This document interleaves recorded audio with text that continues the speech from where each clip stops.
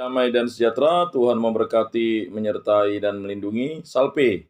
Mari kita mulai katekese, bimbingan dan penyuluhan kita pada hari ini dengan berdoa.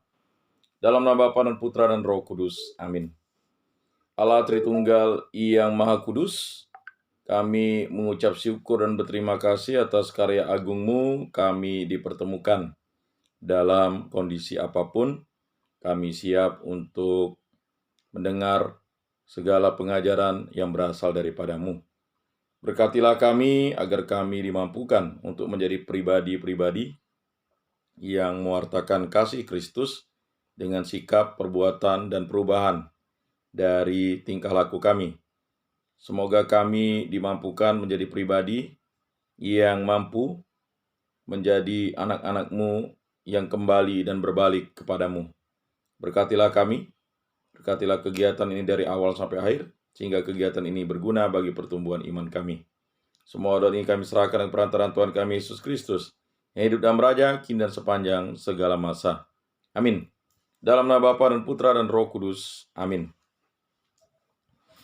Bapak-bapak yang terkasih dalam Yesus Kristus, berjumpa kembali dalam katekese kita pada hari ini, bimbingan dan penyuluhan kita pada hari ini. Materi kita pada hari ini mengangkat tema manusia makhluk sosial.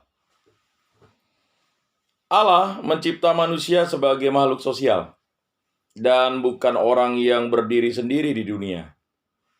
Untuk itu, kita perlu melihat rencana Allah dalam cara Allah mencipta manusia. Sebab cara Allah mencipta umat manusia terus-menerus memperlihatkan pula tujuan mengenai masa depan. Kitab Kejadian melukiskan sifat manusia sebagai makhluk sosial dengan sabda Allah. Tidak baik kalau manusia itu seorang diri saja. Kejadian 2 ayat 18. Allah mencipta manusia menjadi laki-laki dan perempuan supaya mereka bersama-sama menaklukkan bumi dan mendiaminya. Kejadian 1 ayat 28. Tugas itu diberikan kepada mereka berdua. Ternyata isi dari sabda Allah ialah bahwa tidak seorang pun dapat mengatakan kepada orang lain, "Aku dapat berdiri seorang diri." Manusia harus saling membantu, saling memenuhi, saling melengkapi. Hubungan sosial itu mempunyai dasarnya dan pernyataan yang jelas dalam hubungan nikah atau hubungan kawin. Dalam kisah Kejadian itu, sifat sosial manusia dilukiskan dengan beberapa catatan yang menarik perhatian. Penciptaan diri wanita dilukiskan sebagai penciptaan dari tulang rusuk laki-laki. Lukisan itu menandakan bahwa terdapat hubungan erat antara kedua jenis manusia. Kesimpulan yang ditarik yakni bahwa wanita atau perempuan harus mengakui ketergantungannya dari laki-laki. Mungkin juga menjadi tujuan dari lukisan itu. Akan tetapi kita harus ingat bahwa bahan tradisi itu timbul di antara masyarakat, di mana istri berada di tingkat hak yang lebih rendah dibandingkan dengan pandangan masyarakat kemudian. Dalam uraian kisah Kejadian dan dalam bab-bab yang berikut dilukiskan Adam dan Hawa sebagai orang tua asal dari semua manusia. Yang dimaksudkan ialah persatuan semua orang, persatuan segala bangsa. Monogenisme itu adalah simbol yang dengan nyata menjelaskan fakta bahwa seluruh umat manusia adalah satu. Familia nationum, satu famili segala bangsa. Istilah Paus Pius ke-12. Manusia, nama Adam berarti manusia berlaku bagi seluruh umat manusia pada segala zaman dan waktu. Diciptakan oleh Allah menurut citra dan gambarannya sendiri, yaitu sebagai pribadi yang diberi hubungan yang hidup dengan Allah. Manusia diciptakan di dalam Kristus menuju Kristus. Oleh karena itu, persatuan seluruh umat manusia di dalam satu Adam mendapat terang baru. Karena dibandingkan oleh Santo Paulus dengan persatuan seluruh umat manusia di dalam satu Adam yang baru, yakni Kristus, karena persatuan dalam seorang Kristus itu manusia menjadi bebas untuk hidup dalam saling mencintai. Galatia 5 ayat 1, dilanjutkan ayat 13 sampai 15. Dalam Adam yang baru segala makhluk bersatu. Kolose 1 ayat 17. Hubungan manusia dengan sifat sosial itu mendapat arti yang penuh dalam hubungan perkawinan. Justru dalam arti itu, Allah bersabda, "Tidak baik kalau manusia itu seorang diri saja." Sesudah itu mereka diberi tugas. Mereka harus saling membantu, menaklukkan bumi dengan bekerja, dan berkembang biak, menguasai alam, lalu disambung. Sebab itu seorang laki-laki akan meninggalkan ayahnya dan ibunya dan bersatu dengan istrinya, sehingga keduanya menjadi satu daging. Biarpun bentuk tradisi itu adalah bentuk yang tua, tampak kepada kita bahwa nilai wanita hendak diangkat kepada nilai yang lebih tinggi, yang diterima oleh pandangan umum masa itu. Orang Farisi bertanya kepada Yesus, apakah ia menerima peraturan Nabi Musa bahwa seorang laki-laki boleh menceraikan istrinya? Yesus melarang justru dengan mengutip kalimat dari kitab Kejadian seperti tersebut di atas.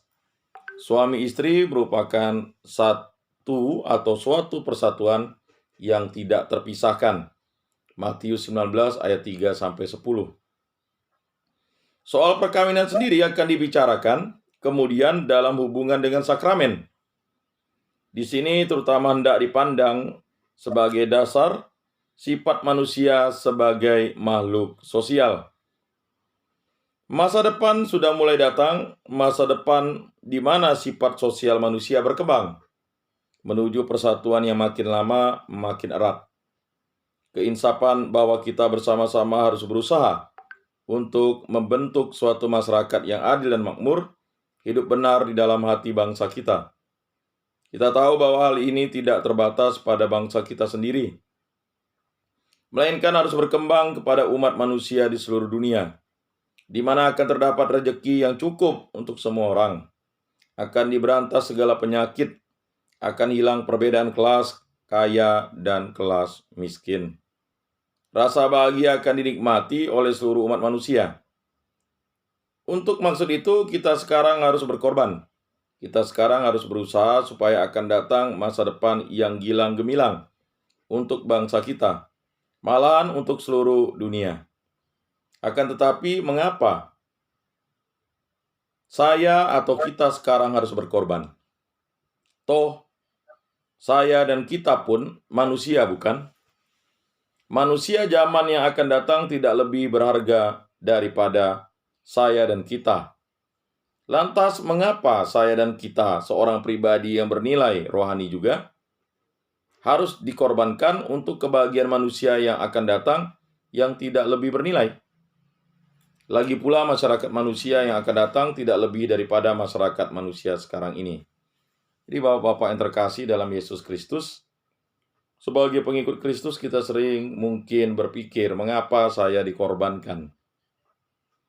Karena saya dikorbankan untuk orang lain, saya dikorbankan untuk keluarga saya dikorbankan untuk kesenangan orang lain, untuk kekuasaan orang lain, untuk kepuasan orang lain, untuk kebahagiaan orang lain. Dan itu timbul di dalam diri kita. Mungkin hukum cinta kasih yang berkorban, yang menjadi satu-satunya hukum Yesus Kristus, dapat diterangkan lebih jelas dengan mengingat bahwa Allah menciptakan manusia sebagai makhluk sosial atas dasar hubungan pria dan wanita dalam perkawinan. Orang tua dengan kerja keras mengorbankan diri untuk masa depan anak-anaknya.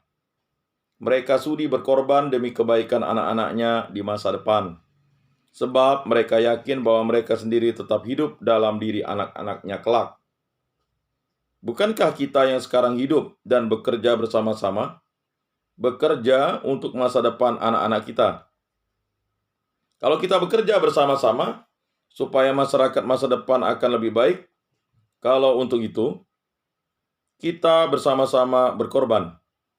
Sudi memeraskan peluh, sudi menderita. Bukankah kita berusaha demi anak-anak kita?